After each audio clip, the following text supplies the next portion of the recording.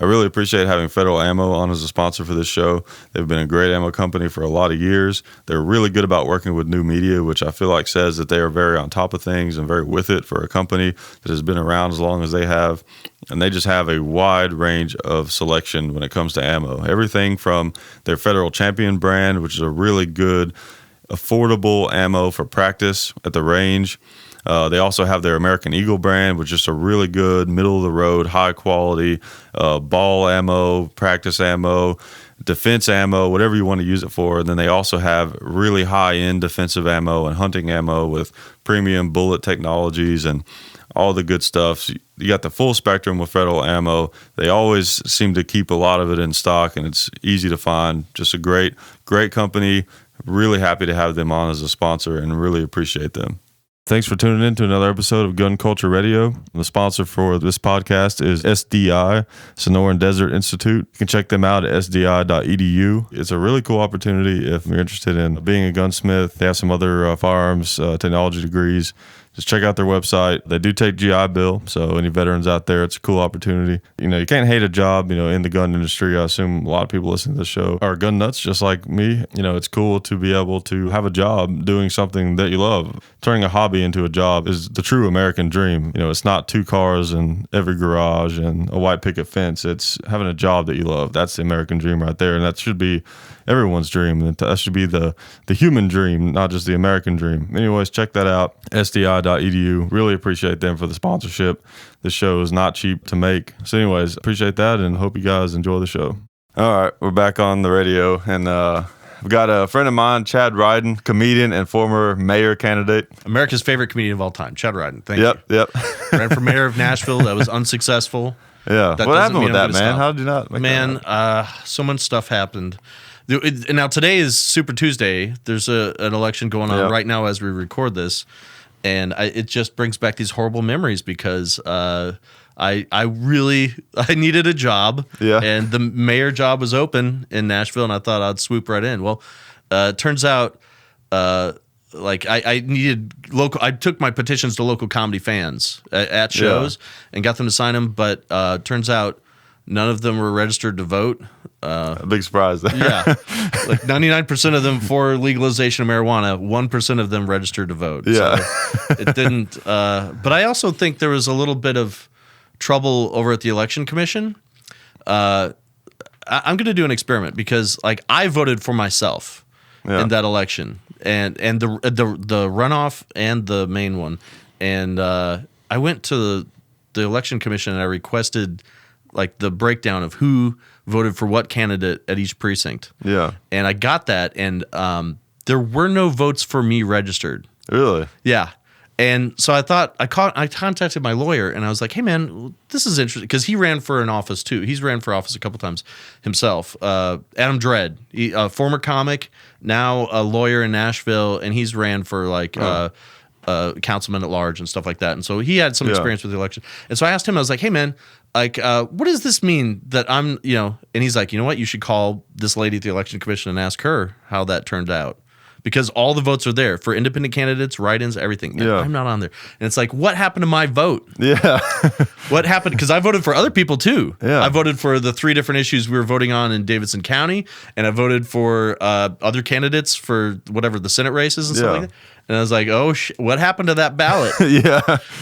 Because I would like to see where those other, if my vote doesn't matter, I'd like to know explicitly. So that's true. You should know that. Yeah. So the Election Commission here in town, they've been through a lot of trouble. There was some sort of scandal where a guy got fired or quit or something. He was yelling at a Channel 4 lady. I don't know the whole story, but something blew up over there, and there's already a scandal happening. So it's I'm getting ready. I'm going to do a little bit of an investigation of my own into this voting scandal. It should. And I was talking to Brian Bates. Brian's a local comic, but he also used to work for Channel 5 in town. So he's connected with the media. Huh. And I was asking him if I could get their investigative news team in on this. And he was like, how interesting would it be if some goofball joker comedian candidate blows up this vast conspiracy to suppress votes and stuff. And it's I'm not a joke candidate, first of all. I'm dead serious about running. I need this job. I want this job. I can do it. but also like, how dare you? Yeah. But yeah, that's exactly my intention. Is I'm ready to blow this thing up. Yeah, they're probably like, this guy's a comedian. His vote doesn't matter anyway. So That was the only press I got was the Nashville scene. Like, well, the election just got way funnier. Oh yeah. Wow. Well, thank you first of all, but also, come on, man. Yeah, Jesus. I think Nashville needs a funny mayor though. That needs to happen. I agree. Yeah. I like the mayor we've got. I'm glad that she's in there, but in 4 years you're out. It's my turn. Yeah, exactly. And, we're gonna make this way wackier. Yeah. Hey, you've already got a great platform to campaign. You're already on stage all the time and in front of people who don't vote. Right. That's the conversion process. Is I think in general, I think that's a problem. Is I need to motivate all of those people to vote. Yeah. Like the people. Who I don't know who love comedy. How about they this? need to get out and vote. You need to because you do it on Sundays. You do a Spiffy Squirrel comedy show at the East Room every Sunday night. Yeah. Yep. What you need to do is you need to say the only way you can be on that show is if you're registered to vote. Oh, that's what you got to do. Like even to get in the door. Yeah. Like show your voter registration card. Well, then that would just hurt the comics though, because nobody would show up. I think I may do like a voter registration incentive. So it's like, here's the forms right here. If you sign up, it's $2 off or something like that. I'm going to do that actually. Should, yeah. Because then I want to mobilize these people. I've got an agenda and I'm ready to push it through. Yeah. You should. Oh man, that's funny. What was it you were talking about the other day? Didn't you have some trouble like with your name? They didn't like your name or something? No, like when you go in and you turn in your registration, like they'll ask you, they're like, fill out this form the way you want your name to appear on the ballot. Yeah. And I was like, oh, that's silly. What do you mean? My name's Chad Riden. She's like, well, if people know you as Bubba, then you could write like Chad Bubba Riden, and then everybody will know who it is. And I was like, oh, okay. So I went and I wrote down, Chad, vote for him. He's the best. Riden. And I turned that in. And she was like, oh, baby, no, no, you can't do that. Yeah. And I was like, that's how I'm known on the streets. Right. Come on. And how are they supposed to know that you're the best? Right. Well, exactly. You got to tell them. Yeah. Exactly. That's why the America's Favorite Comedian of All Time thing. James Gregory is this comic, Southern comic. And his first open mic ever, he told them, announce me as the funniest man in America. And they were like, you can't do that. Yeah. Like, this is your first open mic. He's like, nope, that's my branding. That's who I am. The funniest man in America, James Gregory. And he's ran with that. And nobody, like at this point, people just say it without thinking. Right. And if you do a Google search for the funniest man in America, who pops up? Oh, yeah. So I took that and I was like, all right, I'm America's favorite comedian of all time. It's dumb, and sometimes it makes people mad, but it's fun to say. And if you Google it, Chad Riden pops right up there. There you go. Yeah, you got a bunch of stuff on YouTube. I shared that one video you had on Facebook. It cracked me up so much about the thing with the which one was it? I shared a couple of them. I like the one where you were at Zany's and someone put chicken on the stage. That's right. That's hilarious. Yeah, so many, and people are very liberal with like setting a drink on the edge of the stage, especially there because the tables come right up to the stage and it's about the same level as the tables up front. And I've seen drinks up there and chicken, but like there was a plate of chicken, and I was hungry, and so I just grabbed a chicken finger and I started. What got me was this dude wasn't paying attention. Oh, okay, like he wasn't paying attention to the show, and so I just reached down and grabbed one of his chicken fingers, started eating it, and boy, he was so mad. Was he really? Just livid. And that's funny. I wish I would have grabbed his beer and just washed it down a little bit. I didn't go that far, but I ate the rest of the chicken and I made fun of him. And then put the clip up on YouTube. Yeah. But then later I felt bad, so like I went after I got off stage. I went to the kitchen. I grabbed a chicken finger and I came back out while the MC was still up, and I gave him a bonus chicken finger. Yeah. But of course I touched it. So, oh yeah. He's like, no, I don't want that. I don't know if he was a germaphobe or not, but that's funny. Recently I shared that one where I don't know if did you actually film it? I don't know, but it was where like they announced that Carlos Mencia was coming to town or something. That's right. So I was recording my friend's set who was getting ready to be announced, and the MC was announcing who was coming up in the next couple months, and one of them was Carlos Mencia. And it was a Joey Diaz show. Yeah. So like that's why. Yeah, because he's a huge Rogan guy. Right. And Rogan and Mencia had the thing where he called him out for being a joke thief, and which is a great YouTube video. You've got to know your audience. And so it's like if you're promoting Carlos Mencia, a Joey Coco Diaz show is not the place No, to do it. The not at all. crowd just erupted. Oh man, yeah. It was funny. I laughed. You could hear me on that video just going, ah! Yeah, which is awesome because like Mencia. It's not to me. The Mencia thing seems totally different than the Amy Schumer thing, where it's kind of like that was a thing among comics, right? That was like where the Amy Schumer thing was kind of like someone just kind of pieced some stuff together from YouTube, but that was like it was like known, right, in like the comedy world that Mencia was stealing stuff. Yeah, that was common knowledge, and everybody knew. And then because like if you listen to a Bill Cosby record talking about that whatever that bit was, where the football player thing or whatever, and then you see Carlos Mencia do the exact same thing, you're like, wait a minute, that's not even something within the insular comedy community where we're like, oh, that's a very famous bit, right? You know? Yeah, super famous and long, and he he changed like a couple of words. Yeah, that's it. And I guess there was a couple other examples, and if you haven't seen that, find that. That video where they break it down side by side. Oh yeah, and stuff. And the video of Rogan calling him out. Was it the Comedy Store where that happened? Yeah, I think so. Yeah, where they. I love that. You know, like Rogan. First of all, I was actually explaining this to my dad the other day. For especially a successful comic to actually heckle another successful comic on stage, that's a big deal. It really is. You know, and I think that's the only justified time. Like, I will heckle somebody if they are doing somebody else's joke. Yeah. Like, I think that's the only time it's justifiable. Other times, just shut up. If you don't like them or it doesn't matter. Just wait till it doesn't matter. Right. But like there was this kid. This is years ago. We used to do shows at the End on Elliston Place, and there was this kid that came from out of town, and he just straight up did Lewis Black's rant from The Daily Show like 2 nights before. Oh man! I was like, that was just on TV 2 days ago. Yeah. Like, I know for a fact, and I just screamed that. I was like, Lewis Black, you know. Yeah. And the kid was like, oh, I'm doing my own thing. Oh, gosh, shut up. Yeah. I'm gonna scream at you every single time. There was a lady that used to come to open mics. We had this one Tuesdays at the Bar Car in Cummins Station, and this lady came out and she did a George Carlin bit word for word. Oh man! And she changed hot water heater. No. It wasn't that obvious. It was stuff. She changed that with another S word, and she thought it was okay, and I just yelled out George Carlin, you know, and then once people hear, like average audience member, maybe they may sound familiar, but maybe they don't make the connection, maybe they're not as into comedy or whatever. But I think that's important. Scream it out, call it out. A lot of people aren't confrontational, but I am actively looking for fights. Yeah. Like that's the only thing that's interesting to me is having this righteous fury and screaming at somebody who is absolutely wrong. Yeah. You know, I love that. So you're like a comedy troll, right? Yeah. I'm happy. But see, like that makes sense. Like I would actually, if I did somebody else's joke, I would want to know. Yeah. You know what I mean? 'Cause I don't want to look like an idiot. I want to be able to stop doing it. And, you know, and like the nice thing to do, like if you didn't know, if you honestly didn't know, I would come up to you after the show and I'd be like, hey man, you know, Joe Rogan has a joke very similar to that. You may want to watch this video, or I'd send you the clip myself. I wouldn't do it publicly. Right. But then if I showed you that you were doing the same joke as somebody else and you continued to do it, then I'd be like, oh, that guy. That's where it's an offense right there. Yeah, that guy's a thief. Yeah.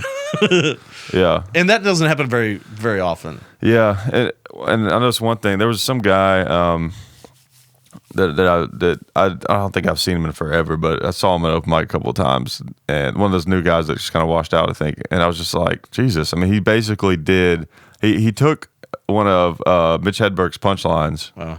And put like his own joke kind of at the beginning of it. Yeah. But he did the punchline like with the same cadence and the exact same delivery, like everything.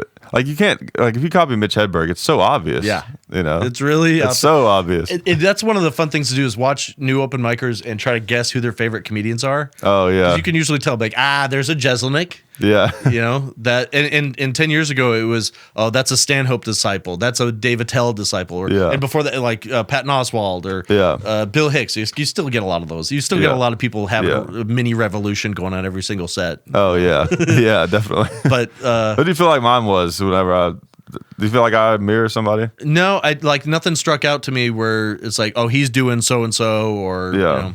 I feel like one thing, because I thought about that when I first got started, I knew that was a thing, and I tried to avoid it.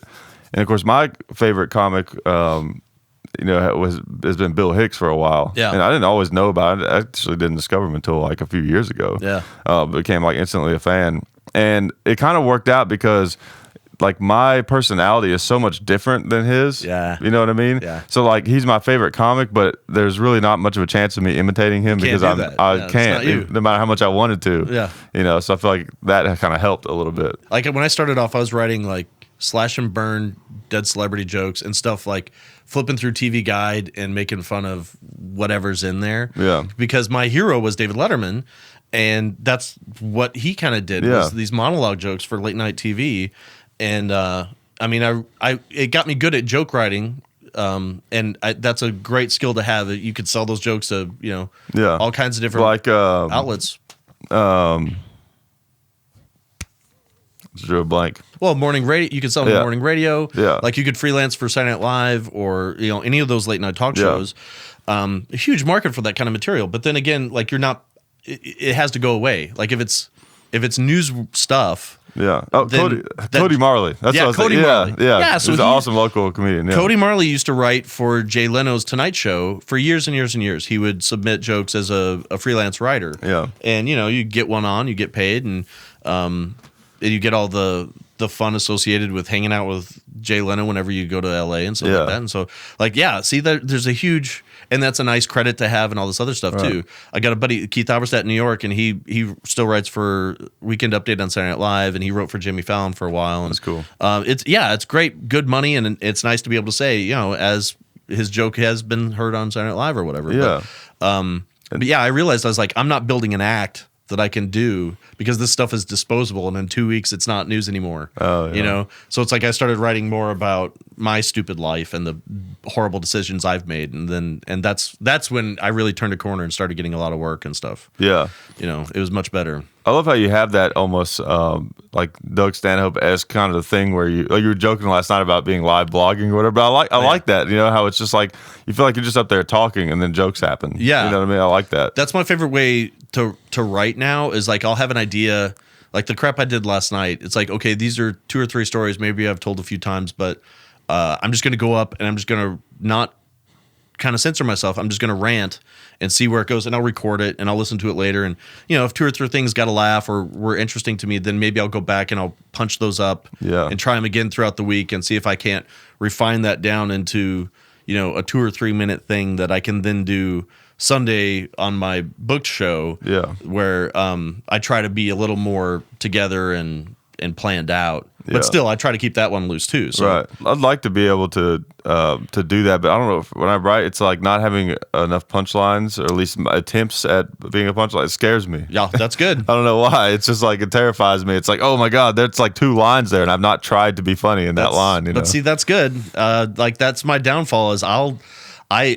that's a good thing, and it's a bad thing for me where I'll just talk and I don't care, and I'll bring it back around to being funny at some point. Yeah, but it connects with the audience so well. That's the thing, though, when you just talk like that. Like I feel like that's one thing that makes Stanhope is just great all around. But like the one cool thing about him is he connects with the audience so well because one, people like agree with some of the stuff he's saying, and also where you feel like he's just talking, and then it's just all of a sudden they just turn into jokes. And like I love his bit about. Where he's like, you teach a man to fish, or no, you give a man a fish and you feed him for a day. You teach a man to fish, he'll need a fishing license, and he goes to this long, and all this other stuff. Great long rant about it. It's brilliant. I love that kind of stuff. Yeah, that's amazing.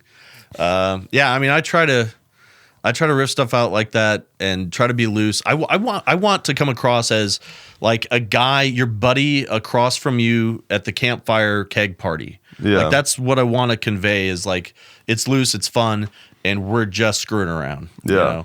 And sometimes it works, sometimes it doesn't. But I think the worst is if you're not funny and not interesting. So I at least try to get one of those in there. Yeah, comedy is such a cool thing. I'm so glad that I decided to do it. It's just like, I've been lucky enough in my life where I can support myself and not have like with a real job. Yeah. Because man, those suck. It really is terrible. Having to go to a place where and bosses are almost always condescending. Yeah. And if they're not condescending, they're like, I don't know, like I can't think of a boss that I've had where I've just been like, yeah, this guy is great. Like I just want to, I want to work hard for this guy. Like I've looked out, like, there's 2 bosses ago was a guy who was so cool and so supportive.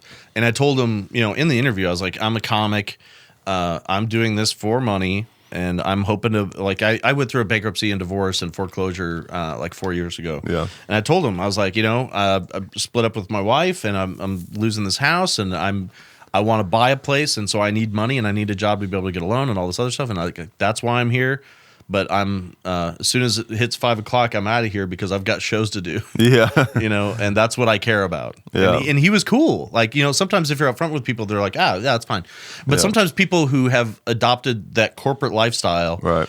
And who can't wrap their head around somebody who doesn't have a paycheck they can rely upon. Right. Like, I think it screws with them so much where they just, like, I think it really messes with them to think that there's people out there who aren't doing the same thing they're doing. They just have one version of life in their head. Right. And they don't realize that some people are okay with doing things a different way or not trying to, like, rise this corporate ladder or something, And I think it really screws with their whole paradigm when they find somebody who's not, like, locked into the corporate plan. Right.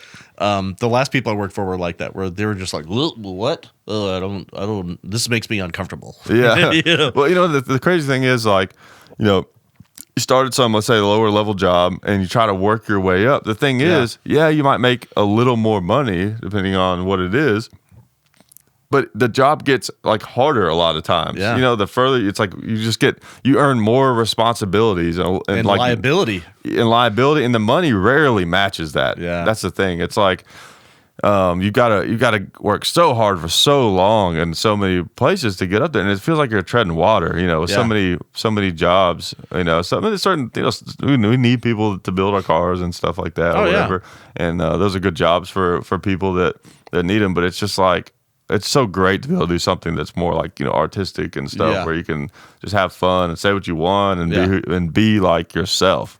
Even if you have a job like that, like if you work on a factory or something, it's like there's got to do something where you can just be yourself. There's got to be an outlet. Yeah. And I've learned, like, for me, I can't work for somebody else. I really need to work for myself, and that's it. Like, I'm the best boss. Yeah. I'm great at it. But, the worst is you're working all really hard and doing a good job and making somebody else a ton of money. Yeah. And then being disposable, being just a commodity.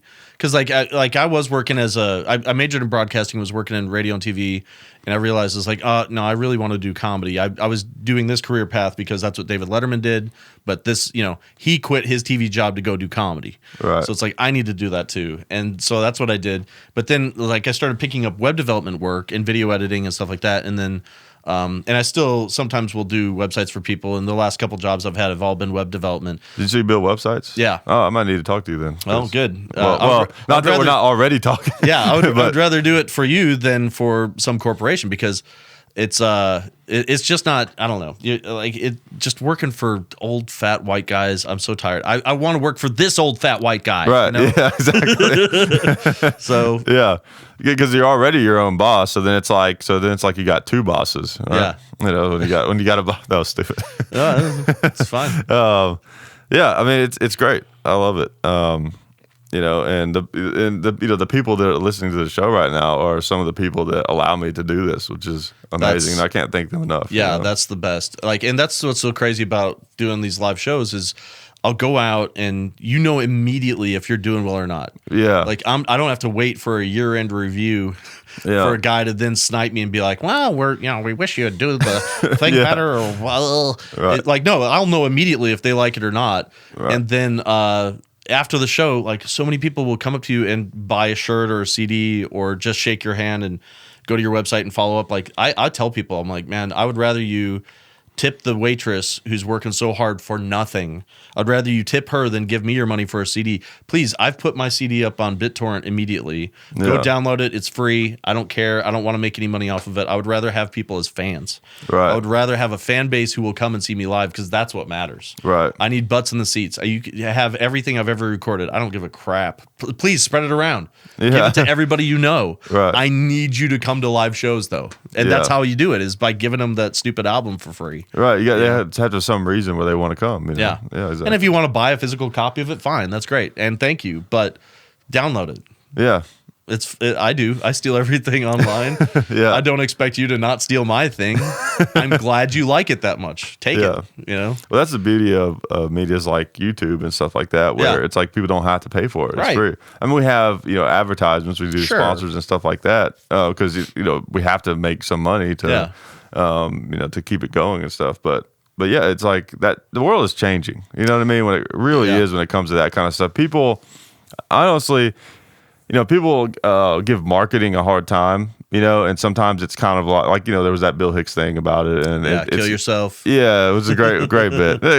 Jokes are jokes. It's not like every one of his jokes was like some amazing, like true point, or anything about life. But some maybe were. But but like marketing actually is kind of a cool thing in a way because it enables us to get content for free.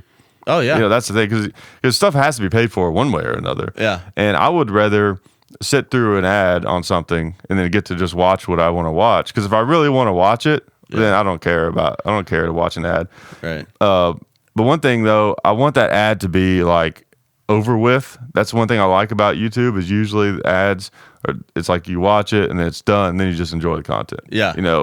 Regardless of like you watch some movie on TNT or something back in the old days. Right. It's like just constant ad. Oh my God. By the time you start getting into the movie, then it's like, 7-minute commercial break. Yeah. I haven't watched advertisements on TV since I got my TiVo. So it's been. I don't even have cable anymore. Yeah, well, I don't either. Yeah, I turned it off. I upgraded my connection to the business connection. They were like, "What about TV?" I'm like, "I haven't watched it in years. Like, it's just there." Yeah. My daughter, all of us, we download all of our stuff. We've got Roku box. We've got an Apple TV. Like, we've got Netflix. We don't. Yeah. And I use Sickbeard and whatever the thing is to pull it down for me. Yeah. And I've got all that stuff there, but it's like. Yeah, my brother still watches live TV, and he gets mad at me. Like, the internet connection to his house is really garbage. So he can't do anything. That's the only thing saving TV. Yeah, right now. It really is. Yeah. And he watches everything on the satellite, and he's like, he gets mad at me. I'm like, ugh. He's like, don't you know this commercial with the thing? And he'll start having, trying to do a little. And I'm like, no, I don't know that commercial. Yeah, never seen that. Yeah, commercial. Why would I ever? Yeah. And he was like, oh, how do you know anything? I'm like, well, the internet. And he's like, no, I mean, like, how do you know what movies are coming out? If you don't watch commercials, and YouTube, they tell you. Internet, yeah. And he gets really mad at me for not watching commercials. Yeah, that. And what cracks me up is that is his news source. Yeah, like he doesn't watch TV news; he watches commercials, and that's how he learns about the world. I just think it's crazy. I know, and like those services are great because you just pay like Netflix, you pay like $8 and you got all these movies and stuff you can watch for no ads. Yeah, it's great. Absolutely amazing. The only thing is, I think that still got a ways to go because. I've got one of the smart TVs, which is cool because you hit the little button, you got all the apps, so you can go like, okay, Netflix, and then it comes up, or Amazon, or whatever. But there's so many different services; they're all kind of similar, and they have like some of them have some of the same stuff, but they got different stuff. Yeah, and it's stuff comes and goes out of Netflix. Yeah, now that's annoying. Like they just took all the Doctor Who stuff out of there, and I'm like, well, all right, I guess I'm back to downloading that illegally. Yeah, like what do you want from me? I'm trying to do this right. Right, I know. I wish there was like. I don't know, somewhere there could be just like one service that you pay for. Like, I don't know, like let's say it's like $25 a month and maybe I don't know, it's got everything on it, and maybe they have some kind of system where like every month you get like a certain number of points or something, and maybe like the movies all have different like levels of points. Like a new movie might be higher or less, and then like once you've used up all your points, that's all your free stuff, and then like after that maybe you have to pay for some stuff or something like that where it's. It's fair and it's pretty cheap and everything is there. See, that's how I treat my internet connection. Yeah. My connection to the internet, the fee I pay for that is my subscription to everything out there. So I just BitTorrent it all, and it's like, all right, well, I paid for it. See, that's an issue I kind of like I flip flop on. It's tough. It depends because as a content creator, I'm like, hey, I got to get paid for the stuff that I work that I'm doing. But also, I don't have to worry about people ripping off my stuff. Yeah, you've got it up on YouTube. It's there. It's more difficult to rip that off than just go to your YouTube channel. Because it's free. Yeah. And the thing is, people do rip off our videos, but a YouTube channel, it's like you have to grow it and build it. Yeah. So it doesn't matter if you rip off a video. No one's going to know it's there. Right. Because why are they going to come to your channel? They don't. The important thing is your subscriber base. Right. Like if somebody hacked your YouTube channel and stole the channel. And that happens. Well, they don't actually hack into it, but they'll steal your password. They'll make an exact copy of the YouTube channel and just slightly change the name. That's happened a bunch of times.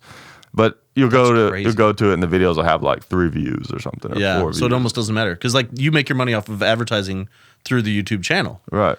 Yeah. So crazy. It doesn't. So it's kind of nice. It's somewhat bulletproof. Yeah. And it's it's free. It's like you sit through a little ad. Got the pre-roll ads, and we talk about a couple of companies at the beginning of the video, and that's it. And then you watch the video, and and if you, and even and the thing about YouTube is it'll let you. It's like DVR. I mean, you can just scroll. It's like if you don't want to hear it, you just scroll past it. So yeah, that's great. I think it's that. I want to say it's the future, but it's actually the present. It is. Yeah, it is. Yeah, that's what we're doing right now. I know. It's actually it's crazy. It's been around for over 10 years now. Yeah, which is crazy. I mean, it hasn't really been a real big thing though. Like that's happened really fast. Like I know just from our stuff.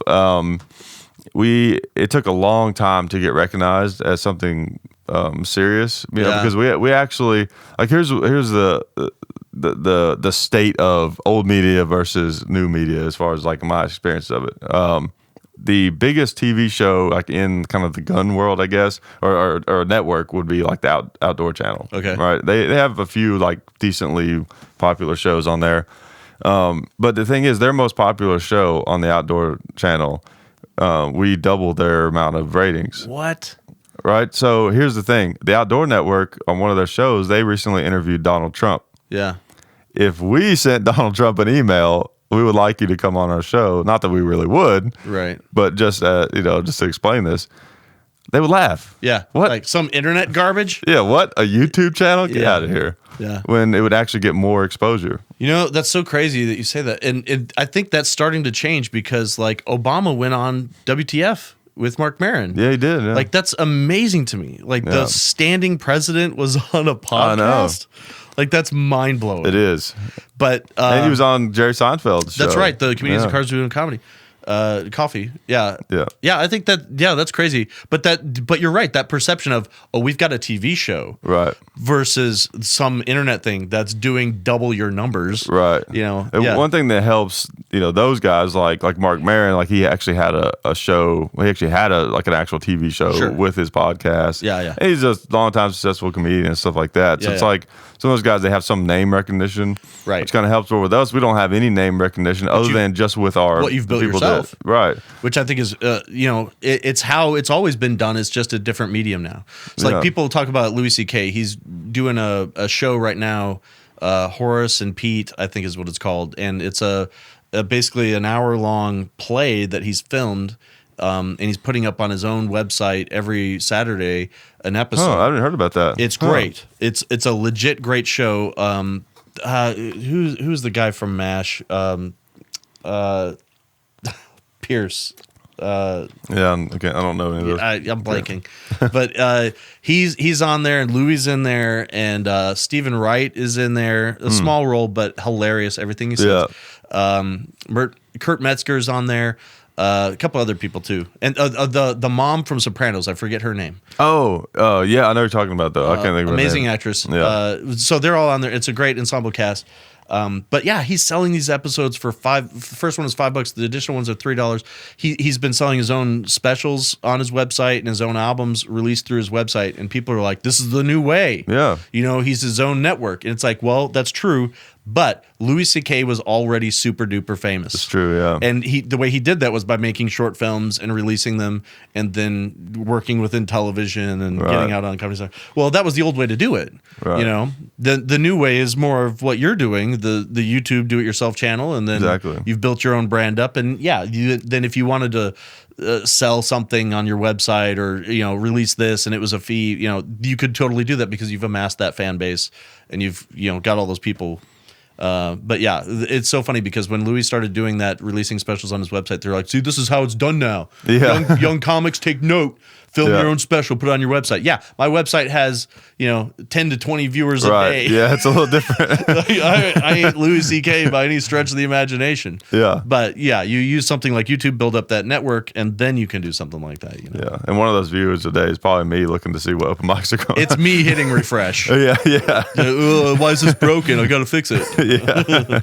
Now, NashvilleStandUp.com is the website you're talking about. That does do a lot of traffic. Oh, okay. I thought you were talking about that one. Okay. No, You're talking about your website. Okay. ChadRiden.com. I look at the logs. I know who's on there. It's mostly me. No. Okay. No, I'll push content out to that, and I'm not as good as I should be, but that's okay. But that's an awesome service because when I've just been traveling for YouTube, I'll look and see if there's like an open mic in another town or something like that, and it's hard to really find much on the internet sometimes in other towns, and that's great how there's like you've got that website there where it's like all laid out. I've worked on it a lot. When I first started doing stand up, like there was another comic in town, AJ Sullivan, and he bought that domain name, and at the time, like 1999, 2000, it was just a list of like 8 or 9 comics that were in town, and some linked to Zanies, and then it talked about the Bar Car Show, and that's pretty much it. And he moved to Bosnia to teach journalistic integrity to the news outlets there because they were just taking like press releases from the government and printing them as fact. And so he taught them, wow, let's cross-check and let's do some investigative stuff. And then he also taught classes in how not to be sold as a sex slave. Wow. That's absolutely true. And so he has built a media empire over there. Like he was really on the ground floor of the internet there, and he's got all these websites, all these media hubs, and he's a legit millionaire. Wow. But when he was leaving, he left me. He was like, "Hey, you're kind of a nerd here. Do you want to run Nashville Stand Up?" I'm like, "Yeah, sure." And so I just kind of took it and ran with it, and I built like a forum where we could all. This is all pre MySpace, so you could get on pre YouTube, so you could get on there and just sit and chat about local comedy or whatever all day while you're at work. And so we had that, and then I listed all the shows in town and all the comics. I started building profiles and a mailing list and all this other stuff. And I think it was one of the first, if not the, it was one of the first like hub sites like that that's based on a region for specifically for stand up. Yeah, like really, since cool. then I've seen DCStandup.com. Like that guy talked to me before he launched his site. That was years ago. San Francisco standup.com came after Nashville Stand Up. I talked to those guys too. And Indiana, like there's a couple others where I helped them. Like they sent me messages and they were like, help us, tell me what to do and what not to do to help them launch. And this is all, 10, 12 years ago. But it's just been going forever. And the secret is to be consistent. Yeah, it really is. I just keep posting stuff up there, and a lot of times people don't care, but sometimes they do. And then it's like that with Facebook. Like trying to grow a Facebook page, it's like you have to consistently. And I'm really bad about it. I'll just forget and just not post something for a couple of days, and then I'll see something interesting, and I'm like, oh yeah, I'll take a picture of that and put it up or whatever. And see, what's great now is because of Facebook, tools like that, Twitter, like people kind of know I have to promote my own shows, otherwise nobody's going to come. Right. And the Nashville scene has grown exponentially, consistently. So like now there's so many comics and there's so many shows going on. There is something always to post about. Right. And it's very simple for me to just like take somebody else's flyer and repost it or put it up. And I don't know. It's one of those things that like it doesn't pay me money to run Nashville Stand Up a lot. Like I set it up as a nonprofit a couple years ago. And it's like it turns a profit, but it's not like enough for me to just live off of that. Right. It basically pays for the web hosting and the equipment I need to produce shows and stuff. Yeah. But I don't know. I would rather invest.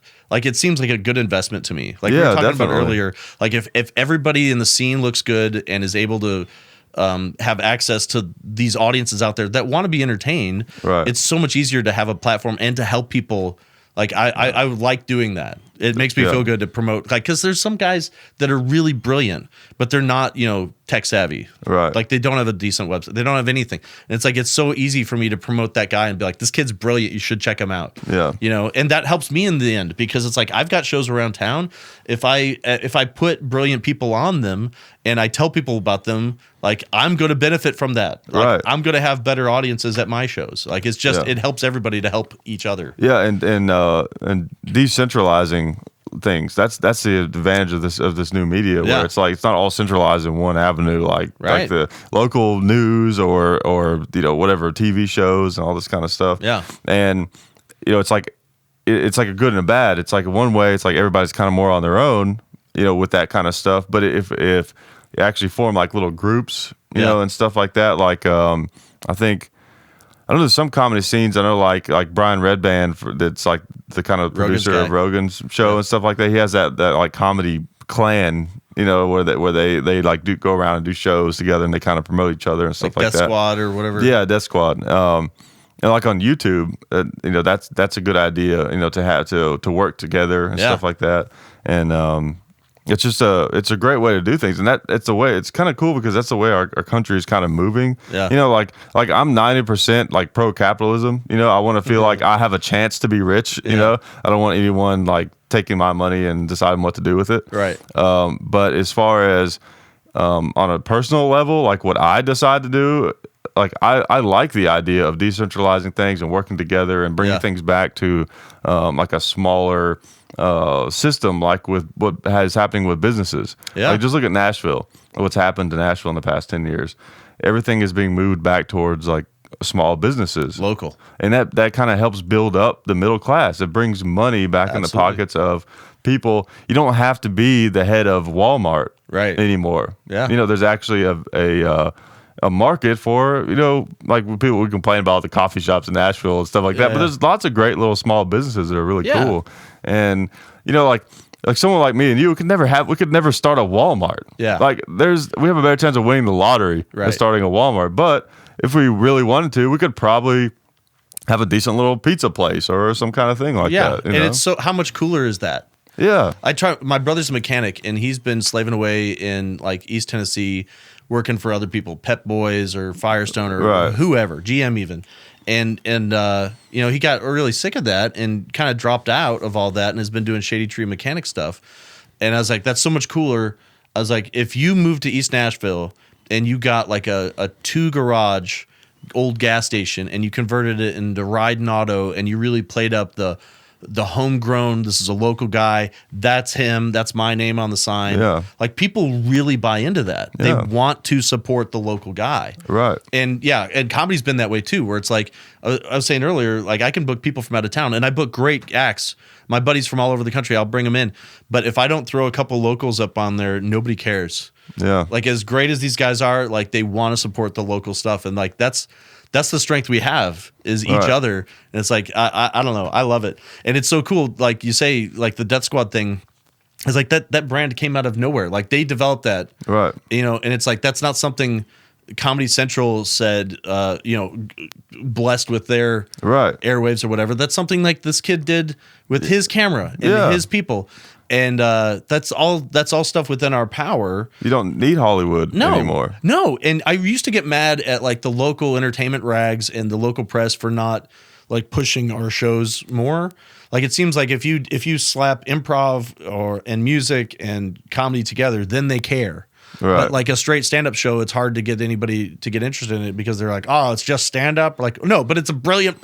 Right. Unless it's like Kevin Hart coming to town or something. It's big box stuff. It's it's the venues that advertise regularly in their publications, and that's the people they're promoting. It's like, okay, I get how business works. I used to get really frustrated about that, but it's like, okay, now with Twitter, Facebook, YouTube, like we've got our own fan base. Right. And if I just tweet, this guy is legit great, then I just did this last week. I booked a bunch of Doug Stanhope flunkies.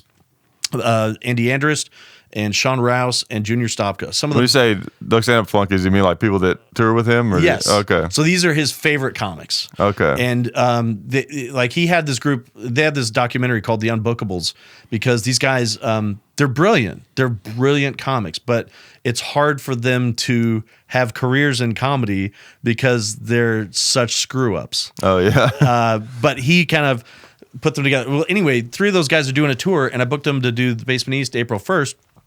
And all I did was tweet, this is a legit great show. These are Stanhope's favorite comics. And, people just retweeting the crap out of it. Stanhope himself retweeted it. And so it's like, that's all we need. Like, I don't care if the local press covers this at all. Yeah. They don't matter in this case. Yeah, it doesn't matter. Like, they're going to draw a crowd because they're legit great. And they're associated with other comics that are bigger than them that are legit great, who will then endorse them and say, no, these kids are funny as crap. And if you don't go, you're an idiot. You Right. know, and then our people who already come to our shows and trust us when we say that, they're going to come out. Yeah, and it's more real that way too. You can't Yeah. fake it. You Yeah. know, that's the thing with somebody like that. It's like, look at all these people saying that this is a good show to go to, versus like, oh, that guy was on TV once, maybe it's good or Right. whatever. You know, it's just, I don't know. I like that. I like it. It's like bringing it back home. You know, letting people do their own thing and not having these.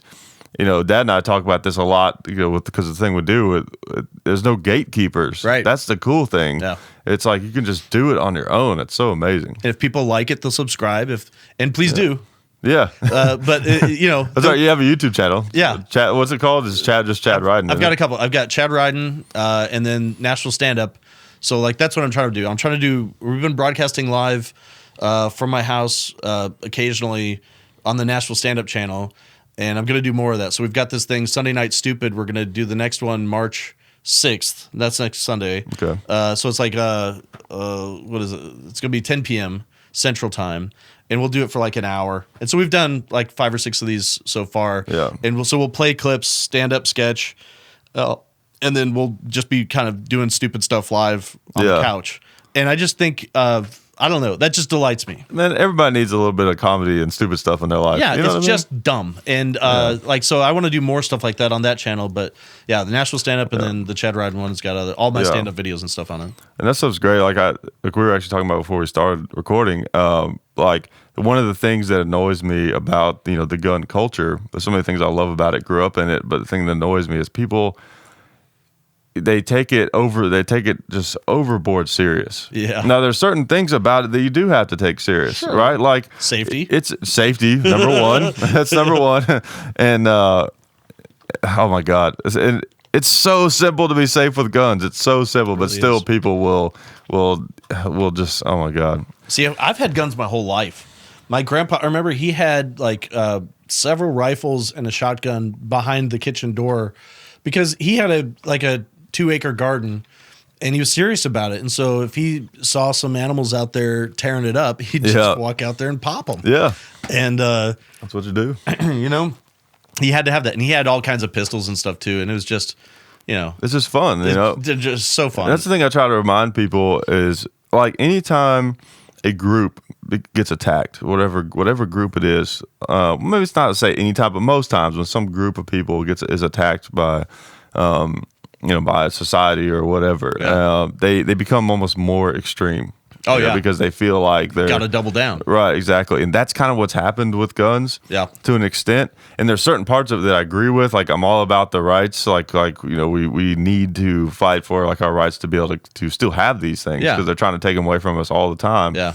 But as far as like people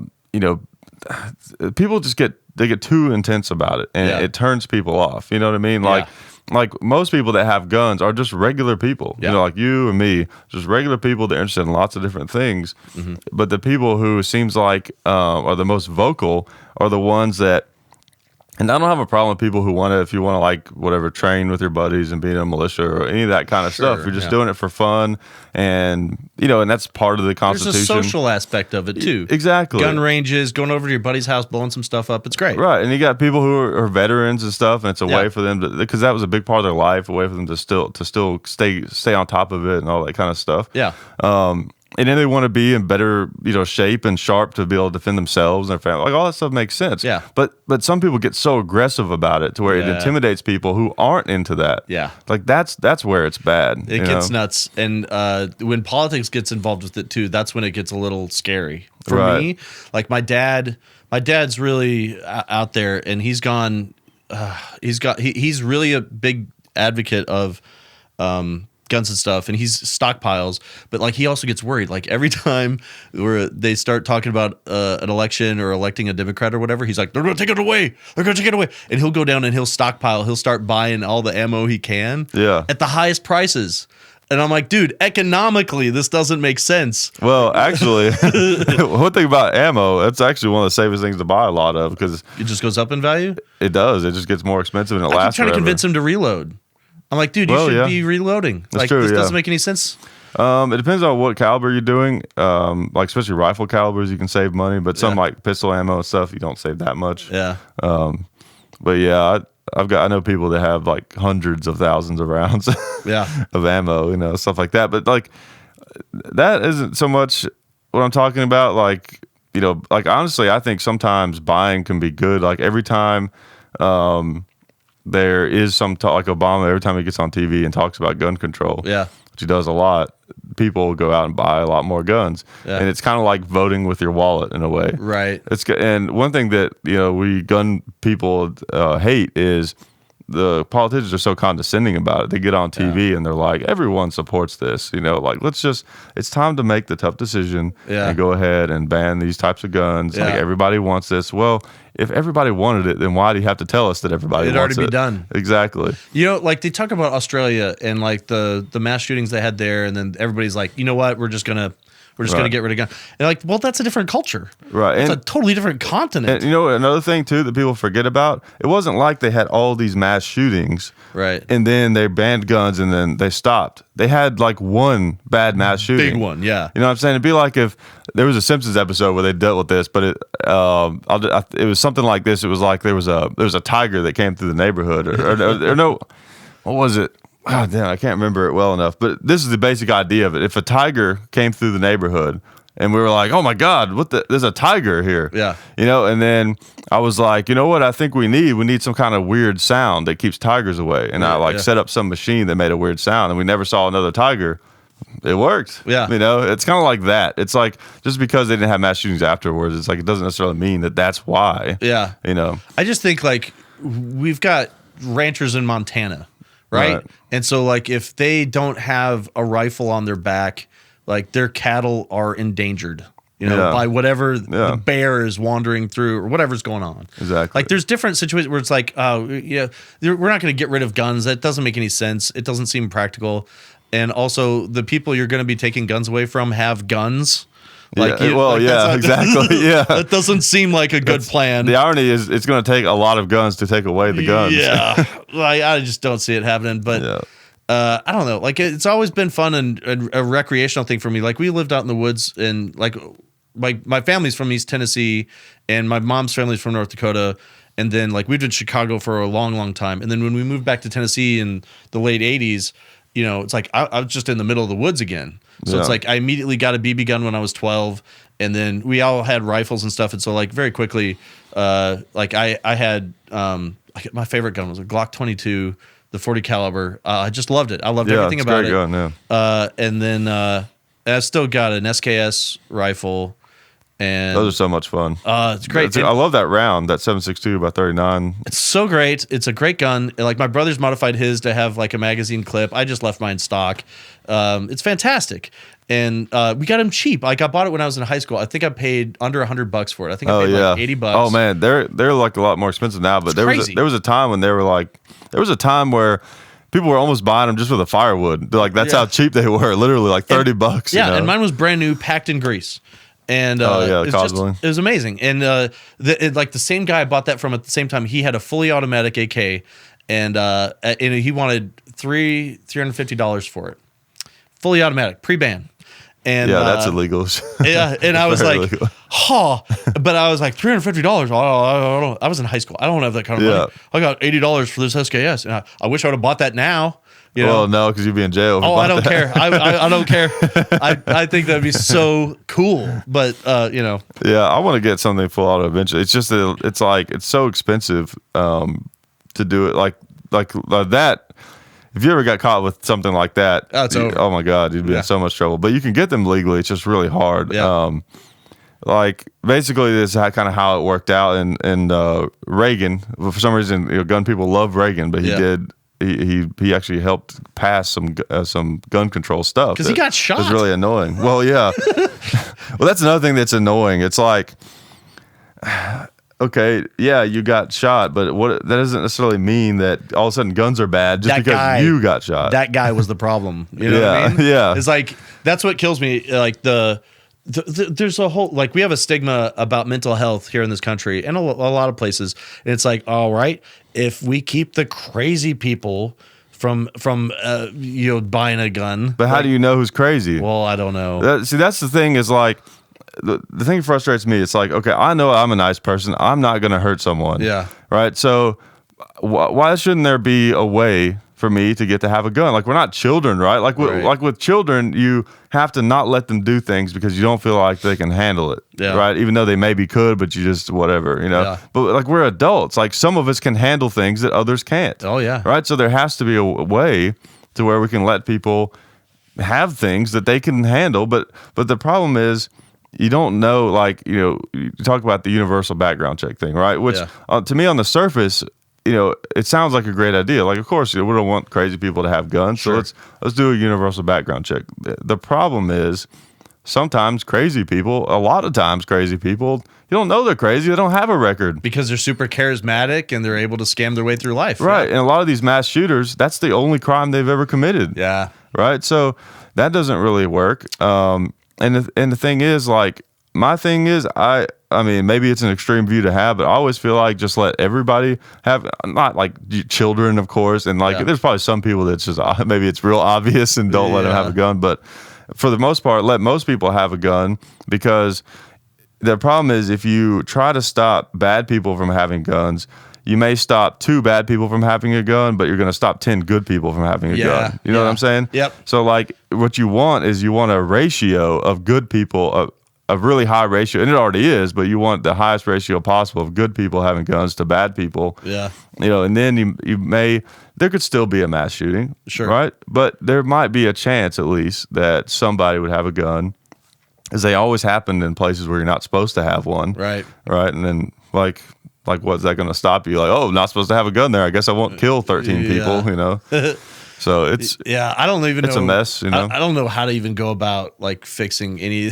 Yeah, I don't know either, really, to be honest. Like, I see, like, there's a problem with driver's licenses. There's old people who should not be on the road, right? And it's like, you go back to get retested every once in a while, but there's people that should not be driving, and they're out there driving, and they've got a license, and then like our buddy, I think it was Eric Steele, tweeted the other day that he got rear-ended by some old person, and it didn't hurt his car, but he was at a stoplight. He got rear-ended, and he got out and he talked to them, and like, they had their grandson in the car with them, and they were just like, "Oh yeah, Grandpa sometimes hits people," and and they're just like, "Oh, okay, well, I guess I'll drive away and let you go bump into somebody else." Yeah, I don't know. That's got to stop. That's a problem. Yeah. That's a huge problem. But it's like, we already have a license and a registration and a screening process set up for that. Yeah, and it still doesn't work. Yeah, like, there's not I don't know. There's got to be a way.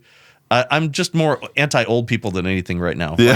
Like, we've got to stop the oldies. We do. We got to stop the old people. Yeah. But there's got to be a way to check. Maybe there should be like a, I don't know, like a military style obstacle course that you have to complete to get your driver's license. Yeah, or something like that. That could keep old people from driving, right? Like in police academy, like the little driving courses they have to do and stuff. Like, yeah, absolutely do that. No, but like, there's someone like 70 right now listening to this show. Like, oh, I'm never listening to this podcast again. Yeah, sorry, buddy, you're done. Get a lift. But really, though, there should be, like, I don't know, when you reach a certain age, be tested again. Honestly, I don't even think it's ageist. I think I've seen young people. That's true. Yeah. Like the teenagers are the worst. People in their 20s drive like crap. Yeah. And like, I want them stopped too. Or just people that are distracted or texting and driving. And, oh my God. Yeah. Like, I wish there was a way to blow people up remotely. I'm so glad there's not a missile launcher attached to my car, because I would knock most people off the road for being dumb. Yeah. Like, I remember, like, I remember one time I had this like revelation. I was cause I text and drive a few times. I don't really do it now, but unless it's like a yes or something like that. Sometimes I'll fudge and do it. But I remember one time I was texting something, and I had like an extra letter. I don't remember what word I was typing, but there was like an extra letter in there, and I was like, oh damn it! And I was like driving, and I was trying to get back to where it was, and then like delete it and then like replace it, and I was thinking, like, really, am I about to die because like I'm trying to turn the H into an N, on a text message? This wasn't grammatically correct. So everybody dies now. Yeah, I'll try to do voice to text whenever I can. Yeah, me too. But then it's like, there's no punctuation in that. I hope you can figure out the context. Yeah, and the autocorrect screws that up a lot of times. It really does. And autocorrect is terrible. Like, sometimes there'll be a word that's like it'll change it from it'll type something very normal, like a super normal word, like outside or something, and it'll change it to something that like people hardly ever say, and it's like, what? Well, I feel like I get discriminated against because of my southern accent. I don't even have a thick accent, but I feel like that the Siri, I feel like it doesn't understand what I'm saying, and maybe I'm just slurring, maybe I'm not enunciating properly, but I feel like it's somehow against me. Yeah, I use that a lot of times when if I'm driving, I think of like a joke or something. I'll pull up my little notepad thing on my phone and do that talk text. And a lot of times when I say it, like it'll get the word wrong, and I'll just have to be like, I'll probably be able to figure out what I was saying later. Close enough. Yeah, yeah. I'll do, and I've started recording more voice memos too, because it's like, I can't correct this right now. Yeah. And there's no way. Like sometimes with the stuff, it's like a phrase or an idea, and I don't even have the full joke. I just need to get the gist of it out. Yeah. It's like, I'm just gonna record audio. I'm better at that. Sometimes I'll have what's the deal with office chairs? And I'm thinking, and I'm like, and I'm like, oh, there's something else there, and they'll have so then it'll be like a bunch of weird like ands and uhs and stuff, and then it's like, oh, okay, I don't have anything, and then okay, I'm an idiot. Yeah, this is nothing. Yeah, or sometimes what's fun is I noticed that my filter isn't as strong when I write stuff. I'm more likely to write a bad joke than I am to. I mean, most things joke ideas are bad, but I'm much more likely to write down a bad joke than I am to say one. And sometimes I'll say a joke idea, and then just after I say it, I'm like, that was stupid. Horrible. Well, I still write stuff down in notebooks. Yeah, I'm a big believer in that, because I feel like even if I can't make it work now, I'll go back later, and maybe that's a nugget of an idea that I'll make something else. Yeah. Even if it's not a joke, maybe it's a tweet.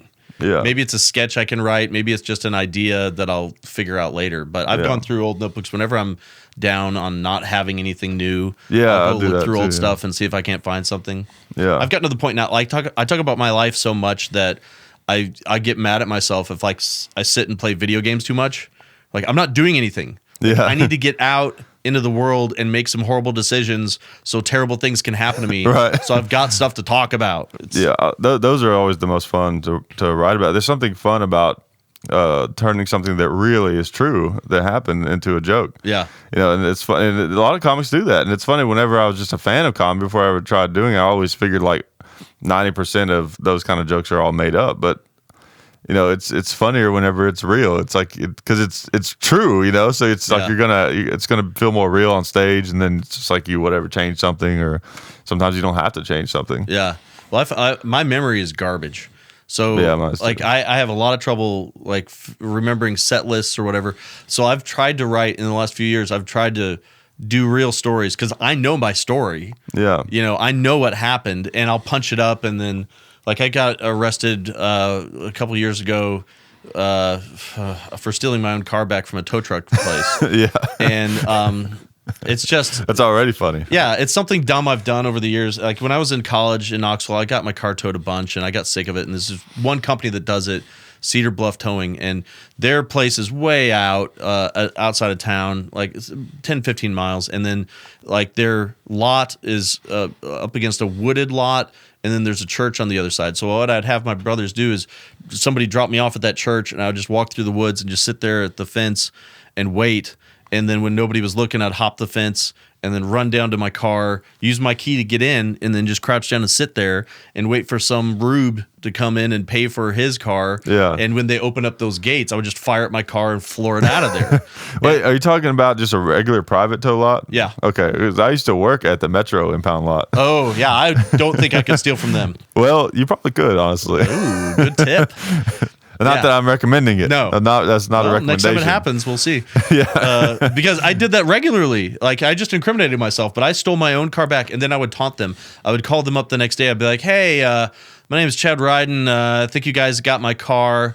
And I'd sit there and talk to them on the phone, knowing that I stole my own car back from them. Yeah. But oh, man. It was so fun. And then I tried to do that. My car got towed here, I don't know, maybe 2 years ago, and I did the same thing. I stole my car back, but I made a mistake. I did a one-man job where I drove my girlfriend's car and I parked it too close to them, and then I stole my car. Then I had to leapfrog cars. And when we got back to get her car, they got me, and they towed her car and my car, and then I ended up going to jail because they looked at the police footage and. Oh man! So like it was garbage, and it all got thrown out of court. Yeah. But I turned that into a 20-minute story. Yeah. It's like once I start that, it was like worth it. Yeah, I've got I've got what I'm going to talk about for the next 20 minutes. I don't have to worry about what the next joke is because there's 1,000 jokes in that whole story. Yeah. You know? It's like that thing that happened to Ron White where he got busted for weed. Yeah. Like, oh my God. It's such Best a thing great that ever happened to his career. Yeah, I know. I love how, I think one of his punchlines in that, where he said that he got arrested for like 0.7 grams or whatever. And he's like, and that's what, and it's like, for where I come from, that we call that out of weed. Yeah. I was like, that's a great joke. Yeah, he's the best. He is, man. I'd love to see him. Have you ever seen him live? A couple times, and it's just wonderful. Like I used to play this room in Buford, Georgia. It was the guy that used to own the Atlanta Punchline. He sold that club to some other guys, and then he started his own little room in Buford, which is a tiny little town just outside of Atlanta. And it was an old church that they'd renovated, and so the upstairs was like this theater that seated like 300-400, and then the basement also had a smaller room. Yeah, and so like that was one of the places I worked at early on, and it was a great venue and a great staff, and they did great shows, and I loved it. But the coolest thing about it was Ron White lives 5 minutes away from there, and his business office is in downtown Buford, and his little estate is in Buford, Georgia. And so every once in a while, if Ron wants to work on something, he would just call him up and be like, hey, I'm coming down.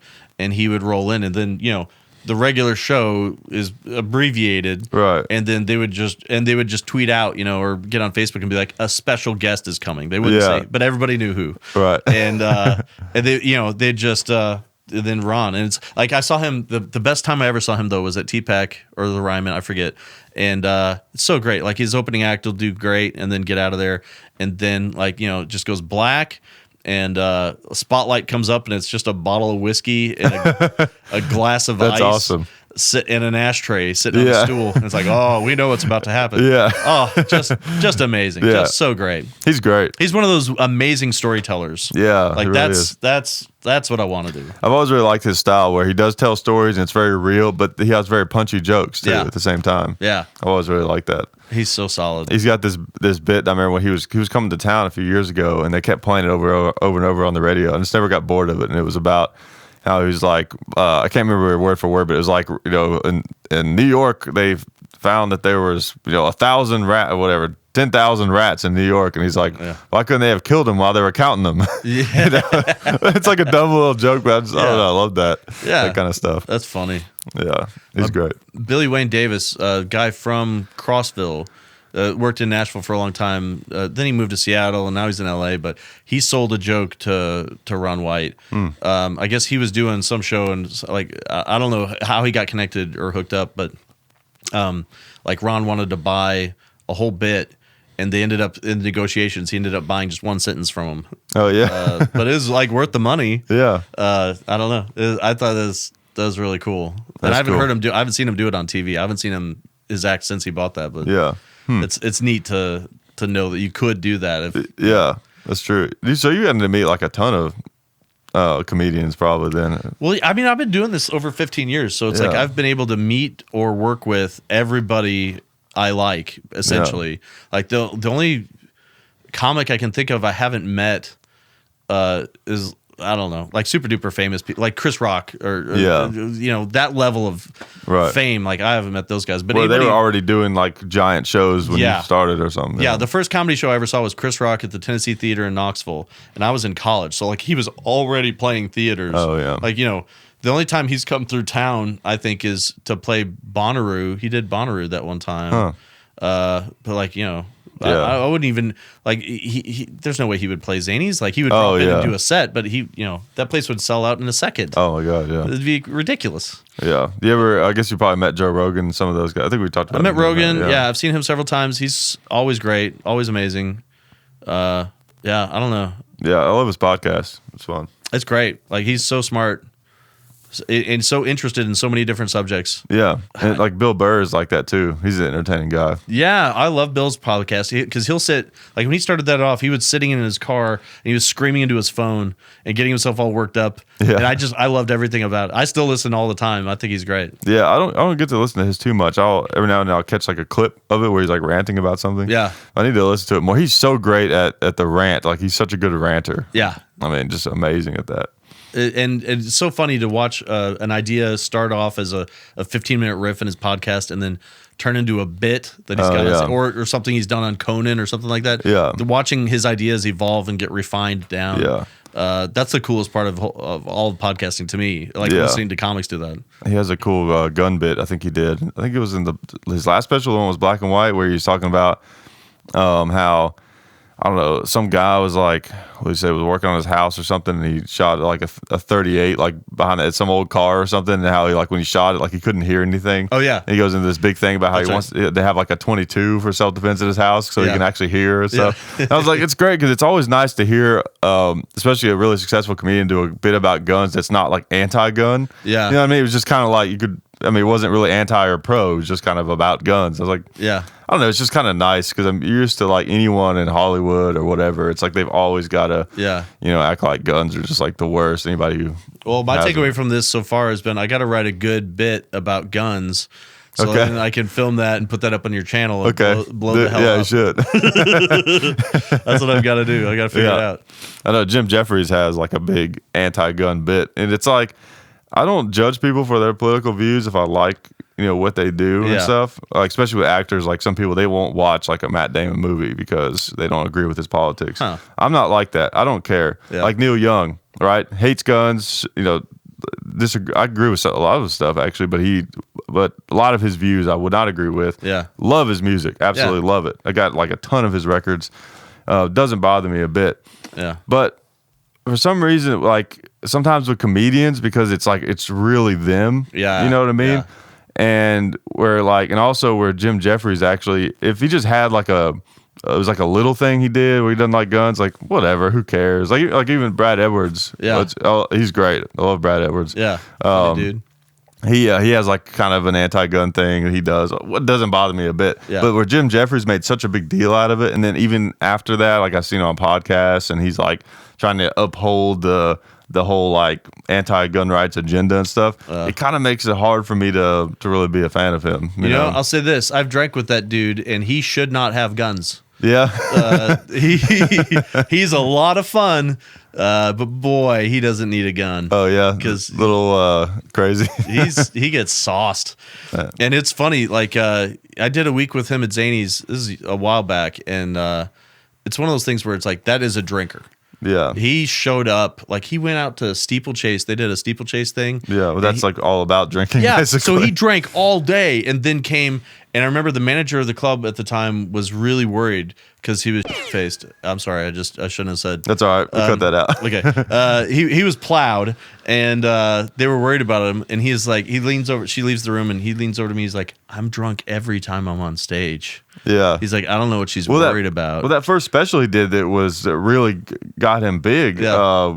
He was super drunk. He just drinks you a could beer. see the beers. Beer after beer. And like if you're looking for continuity errors, it's like, no, there's empties stacked up over there. Yeah. Yeah, exactly. Yeah. And then he wanted to go out drinking every night. And it was one of those things where like sometimes if you're emceeing at the club, they'll always have somebody to take care of the headliner, like drive him home or make sure he doesn't get into trouble or whatever. Yeah. And they just kind of looked at me and they're like, you're going to stay with him all night? I'm like, yeah. And so it's like that nod of, all right, you make sure you make sure he gets here for the show tomorrow. Yeah. And it's like, okay. And I remember like he wanted to do honky tonks that one night. And so like we went and we were all over Broadway. Yeah. And then it's like I put him into a cab and made sure the cab driver knew where he was going.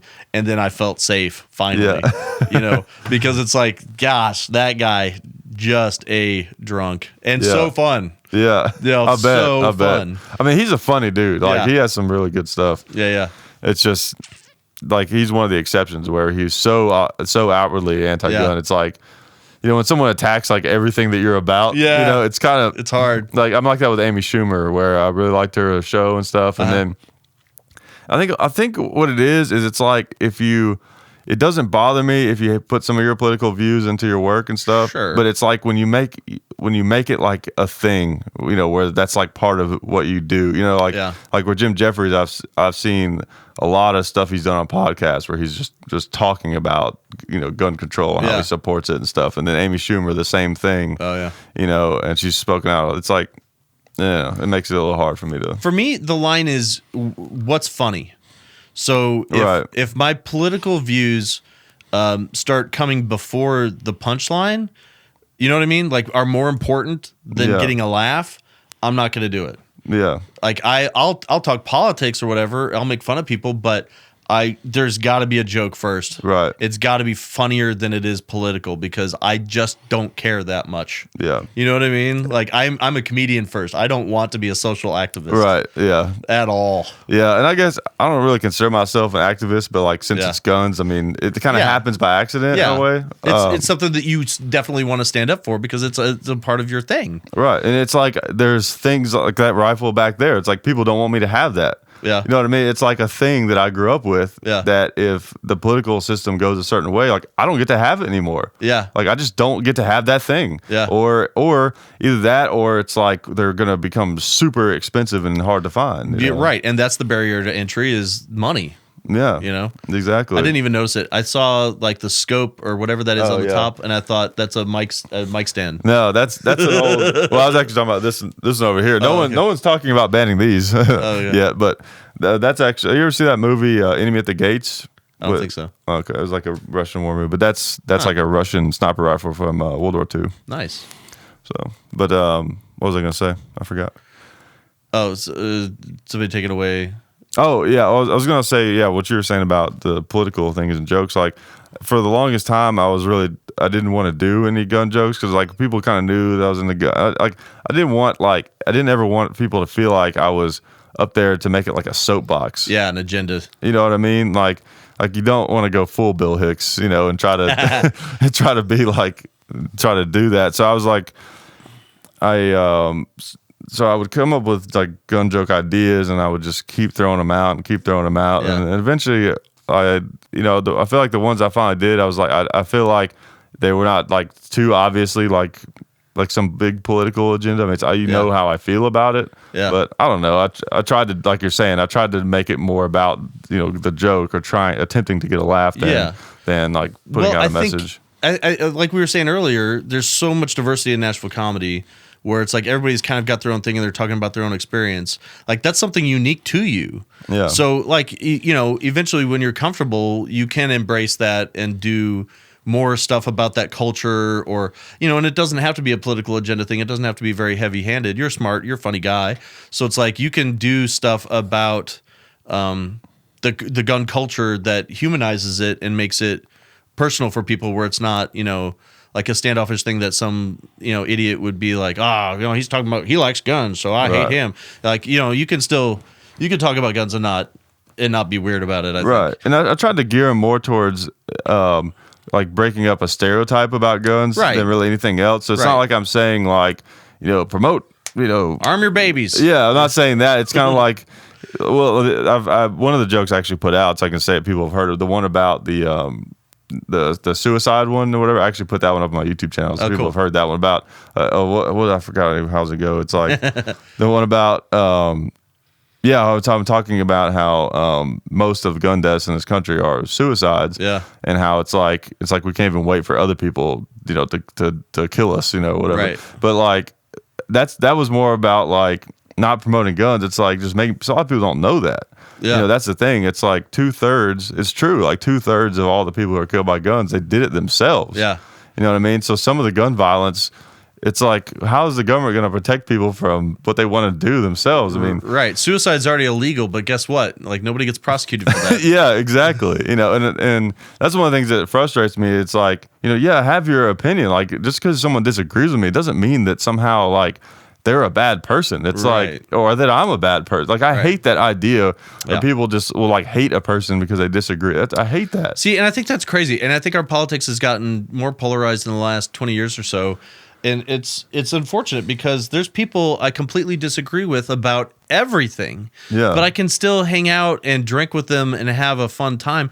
We just don't argue about the dumb stuff we disagree about. Right. Exactly. You know what I mean? Like I can still, like I was telling you about Dan Whitehurst, former cop, former Nashville Metro armed robbery detective. Right. And politically, I disagree with him about everything. But we're great friends. Yeah. We hang out all the time. I used to go to his cabin and shoot guns with him, and we'd grill steaks and we'd smoke cigars, and we have a great time. And I love that dude. He's one of my favorite dudes. Yeah. And, you know, but he gets online and he'll like post trolling stuff on Facebook, like trying to pick a fights because he thinks that's hilarious. Yeah. You know, and I appreciate that he's just being difficult and trying to, Right. He gets joy out of messing with people. Yeah. And he just happens to agree with my dad about everything politically. Yeah. I just, you know, but I can still hang out with him and smoke a cigar and drink a beer and shoot guns and grill some steaks and have fun because I love that dude. He's funny. There's more things than just political opinions. There really You know what is. I mean? And like to shut down and to like treat people like enemies because they're politically in opposition, I think it's crazy because the great thing about our culture is we are all different. And if you just look past, like, I don't know, like I feel like it used to be where you could work together and not be fighting like for your life. Yeah. I don't know. I feel like we could get back to that. Yeah, and I think we could find more truth that way. You know what I mean? Like let's use guns as an example.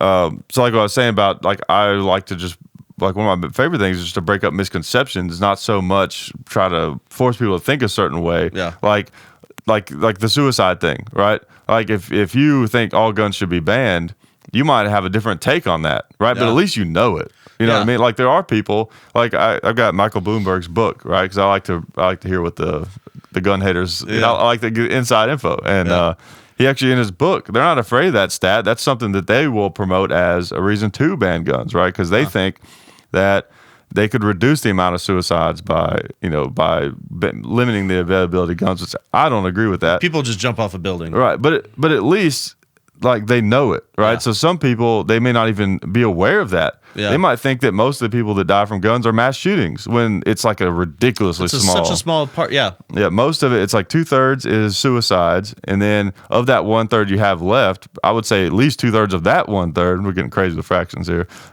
is gang violence. Yeah. Right. Like every morning you turn on the news in Nashville and somebody got killed, you know, in some gang-ridden neighborhood, and you know that's what it was. Yeah. But like, to me, because people are so polarized and they do get so angry at each other personally about the different beliefs, you can't just have a conversation about those kinds of things. Like, oh, did you know this? Did you know that? Oh, that's interesting. I didn't know that. You can't do that because it's like, you're trying to do this. You're trying to make me think this, and you know, it's And see, I think that's what we're losing out on, is because that's how you learn anything, is by listening. Yeah.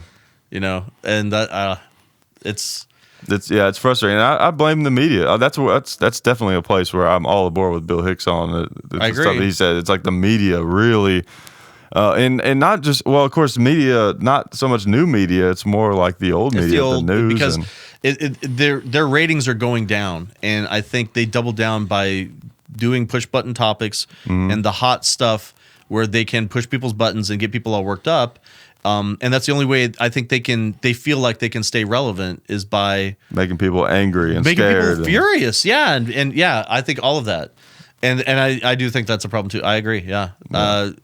It'd be so much better to have like legit dialogue. I remember like Jon Stewart went on, I don't know, his Crossfire or one of those hacky shows, and he just called them out for being cartoon characters. Oh yeah, like, that's awesome. You're liberal. You're a conservative. Yeah, It was just so funny how he deconstructed the theater that they had constructed. You know? Yeah, like it's like that. I know you've seen that clip on YouTube. I think he's a comedian. I forgot what his name is. He's on Fox News. It's like famous. It's super viral video, and he's just like, why are we worried about this? Just go outside. Yeah. You know, just go out. Turn the news off. Go outside. You know? That's funny. I can't remember his name. He was on Joe Rogan one time. I don't know, if you haven't seen it, you should check it out. It's great. It's like one of those great moments where it's like they broke through that shell of the news, you know, the narrative of the day. Yeah. Oh my God. Yeah. It's funny because sometimes, you know, my dad's a really smart guy. Like he gets it, but he still watches, you know, some of the mainstream news and stuff. Yeah. For his information. But like when I'm over there, and I watch it, just because I'm not used to watching it anymore because I don't have cable. It's been years since I've watched it consistently. It's like, good God, it just seems so crazy. You know? You really notice how terrible and just obviously, you know, just plastic, you know, and inhuman, right? It is when you don't watch it for a long time, and then you come back and watch it. Yeah, my mom. See, like my example is my mom. Like she's involved with this really small town church, and my mom's a good lady. She's a nice lady, but then she gets involved and sucked into this groupthink, and it's just a small group of people, you know, that just spin out of control because they have nothing else to do but like get worried about stuff that does not affect them. Yeah. And so it's like I remember when the Harry Potter books were still being published. Like I don't know, maybe number 6 or 7 came out, I forget, and we bought it for my daughter. And she was an avid reader; she loved those books, and she was reading them. And my mom was like, "Oh, you can't let her read Harry Potter; it promotes witchcraft." Yeah, and I was like, "No, it doesn't. It's just a story. Yeah, it's just a dumb fairy tale type book." Yeah, and she's like, "Oh, they've got witches in there, and they're promoting Satan." And I was like, "She's going to become a witch," you know, because she reads it. Like, no. And it was like The Lion, the Witch, and the Wardrobe, Mom, written by a Christian author. There's a witch in there, but they're not pushing the witch agenda. Yeah. It's like, come on. And as soon as I like broke that down for her, I was like, it's just a story.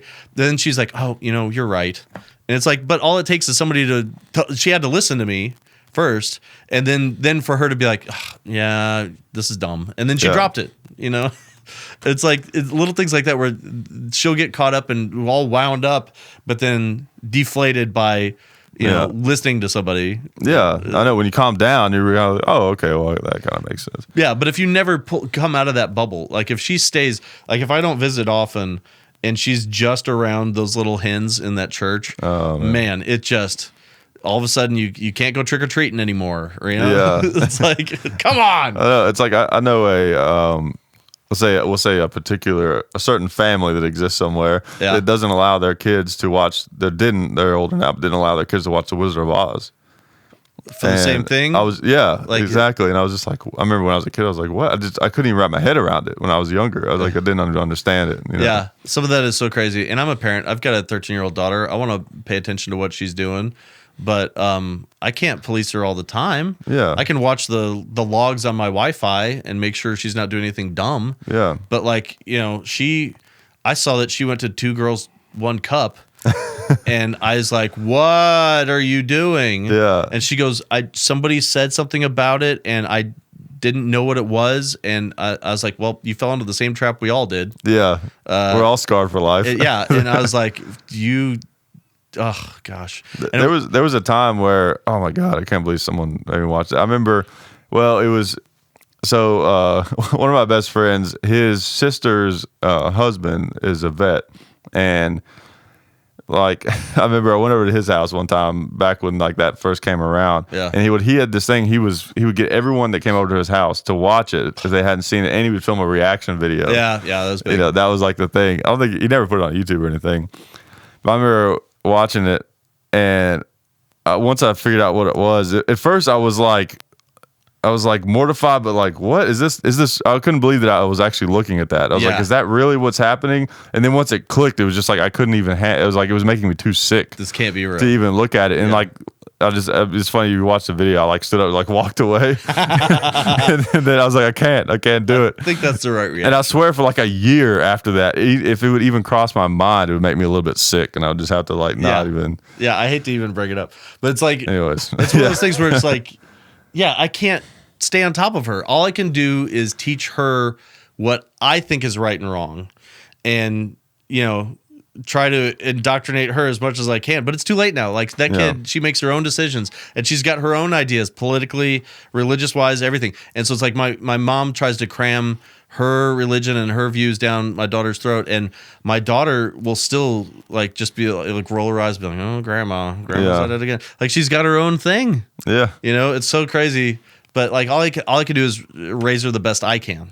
Yeah, you know, and then hope that she chooses the best thing, and she's fine. Yeah, you know? It's like I know that my friend's kids. Like they'll like if I go over to his house, like I can cuss around his kids, and he's like cool with it but they don't cuss. He like they teach them, like we just don't use those words. Yeah, you're not supposed to use those words, which I think is kind of cool because I know that was always a thing. Like around the young kids, like you gotta watch what you say and stuff. And it's kind of cool when parents do that. I think I don't know. Yeah, I mean I could see that could go both ways because they slip up and say it maybe in school or something. But see, I curse all the time. It's just a word at the end of the day. Yeah, I curse all the time, and I haven't told my daughter she can't.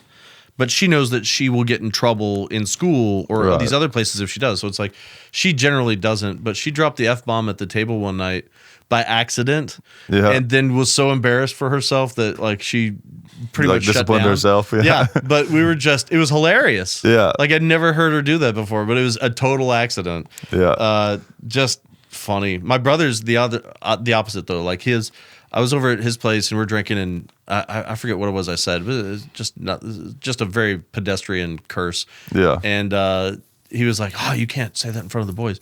I'm like, "They ride the bus to school. Yeah. They are 8 and 9 and 7. Like they have heard it all. And if you think that they haven't, you're out of your mind." Yeah. Like that's a part of their culture. Oh yeah, it's like whenever. So my dad was most people listening know this. My dad was a teacher for a lot of years, and I'm not gonna say where he taught, but I went to that school. It was a very nice private school. Yeah, and I didn't realize how different it was from like public school. So I went through that school up until 6th grade. And it didn't really work out because I didn't really fit in that well there because it was a part of Nashville where it was a very nice private school, and like my parents did well and everything, but I grew up out in the country, like shooting guns and all that kind of stuff. And they were more like suburbia, like upper middle class suburbia, higher class kind of deal. I just didn't fit in that well. So eventually my parents kind of realized I think it'd be better fit just to go back out locally, to the public school. Yeah. And oh my God, I didn't realize what I was in for. Like the difference, I remember the first day, it was 7th grade, the first day I rode the bus, right? So had not been in that school yet. My first introduction into these kids was the school bus. And this school bus ran through some pretty redneck areas. Yeah. The first day on the school bus, someone asked me for a lighter so they can smoke a cigarette. And at the time, to me, I was just like, where am I? Mad Max all of a sudden. Yeah, I know. And then it was like shocking if like people cussed and stuff, and they talked about drugs, and they were like in middle school, and I was just like, what? But then it's like once I got used to it after like a couple of months, I was kind of like, you know what? This is so much better. It's like these people are real. Yeah. Some of them suck. Some of them are great, just like the other ones. But it's like, I don't know. I just liked it better. But most of them aren't pretending to be something that their parents have taught them that they should pretend to be. Yeah, exactly. It's not that there's anything wrong with those kids. It's just, I don't know. I just enjoyed it better. There's so much more diversity and more different types of people. And it's worked out so much better. And it's like, we focus on that stuff too much, I think, like, oh, you shouldn't say this, and these certain words are bad, and that whole thing that, whatever. Not that that's the original idea, but that's just, I don't know, that's annoying. Well, I got a lot of crap, like early on in my career where you'd go and do a guest set at a comedy club you want to work at. Right. So, like, maybe it's a Thursday night, and they've got an MC feature, a headliner, and you just go up like sometime in the middle there and do 5-6 minutes just to give them a sample, and then they'll book you based on that or not. And so like when I started going to doing those types of sets, like I curse in my act, and so like I wanted to give them a fair representation of what I do as a comic, what I would do for 30 minutes if they hired me. And but I got some complaints every once in a while where they'd be like, "Oh, you're too dirty," and I'd be like, "It's a comedy club, man." Yeah, it wasn't really that bad. Yeah, like, I don't know. And then the other thing that cracks me up, it getting labeled as a dirty comic, was like, no, I'm just not an idiot, But, yeah. But then like the other thing was, not getting labeled as a dirty. Crap. There was some other angle I was going to talk about there. But then like just getting in trouble. But that doesn't seem like. It seems like when I was younger with comedy, that was a big thing. They would talk about comics being dirty. Yeah. But it seems like that's kind of evolved to where it's like, I don't know, is that even a thing anymore? Really? I mean, most comics talk about that kind of stuff. Yeah. Like I remember, like when Chris Rock was really big. He's always been big, I guess. But whenever I was in high school and stuff, it was like, wow, he talks about such dirty stuff. But like a lot of comics do now. So yeah, it's part of our culture. It's just how it is, you know. Yeah. Crap. Some other thing I was gonna say about that, but I don't know. Like I could do clean shows. Like I was one time I was doing a run of shows through North Dakota, and I was doing Bismarck, and my mom's mom lives about an hour north of Bismarck, this tiny little town, and I didn't know, but like the other comic comes out into the green room and he's like, hey man, you need to look at this crowd because there's like 15, 20 blue-haired old ladies out there. Yeah. And I went out and I looked, and it's my grandma and all of her little friends. And I was like, crap. I was like, I know you've seen me do my crap all this week. Tonight, I'm doing a clean show. And he's like, do I have to do a clean show? I was like, no, nobody gives a crap about you. I'm doing a clean show for my grandma. Yeah. And so I did like whatever it was, 30, 40-minute set, and it was totally clean. I didn't talk about sex, drugs, alcohol, nothing rude. Yeah. You know, and then afterwards she gave me the best praise that she's ever given me in my life. She came up to me and she goes, "You didn't shame the family." And I was like, "Oh, thanks, Grandma." That felt heartwarming. And then like that, but I felt good about myself. It's like I did her proud. Yeah. And she laughed. And then I got my Christmas card from her that year, and it was a letter from her saying like, "When are you going to give up this silly dream and get a real job and support your family like a real man?" And that's when I was like, "All right, screw you, Granny." Yeah. Like I jumped through the hoops and I was perfectly clean for you, and it wasn't good enough. Still not good enough. Yeah. Not even gonna try. I know. I hate that. I get that too with my, where I'm a professional YouTuber, and like, I hate it when, like, if someone like you asks me, "What do you do for a living?" It's you know what YouTube is, like, know that's a thing. But like some just random person that's older, that's not on the internet, like, "Oh, so what do you do?" Oh, well, so, all right, so there's this website, right, on the internet, it's like a long explanation. It's a lot of times I've gotten to where, and then when I tell them on the YouTube channel, then they want to know what it is. Yeah. And I'm like, great, Here's another may not like guns, so I'm kind of like, so like, I swear, my wife's aunt, she still thinks I'm unemployed, I think. That's funny. Like they don't really, some of them, they don't really get it, what it is or anything, but sometimes it's easier just to say, "I don't work." That's true. Yeah. I know. It's fun though. I love it. Not having a real job is the way to go. That's fantastic. It is. Well, we've kind of got to about the end of it, I guess. So the cutoff point. Yep. I appreciate it, man. Thanks for letting me do this. This is fun. Yeah, this is great, man. Thanks for coming on. And I hope the next time you run for mayor works out better. Yeah, 2019. See me then. I may run for governor of Tennessee. Mayor may be too small of an office. I don't know. My people and I are still in talks. You could do like state representative, I think that would be a really boring job, honestly. That's true, yeah. That sounds like a lot of work. You're not really in charge of something. Yeah, so I want the flashier, I like the better title.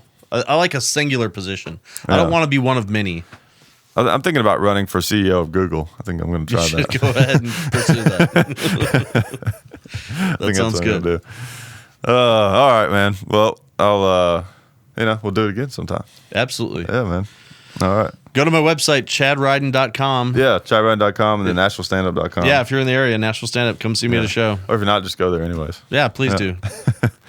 All right. And we're going to do some stand-up stuff on this YouTube channel. Yeah, so, I can't wait. That'll be fun. Yeah. See, this is how I keep myself from being lazy. I talk about stuff on air. And then you have to follow it up. Right, so that people know that I'm going to do it. And hold you accountable. I actually have to follow through with it. Well, then everybody hold me accountable. Tell me I'm going to write, assault me if I do not write a bunch of gun jokes that I'm able to put on his channel, because I think that's the future for Chad Riden right now. There you go. So you got to do it now. Yeah. You've promised everyone. Yeah, I'll do that. All right, man. We'll talk to them later.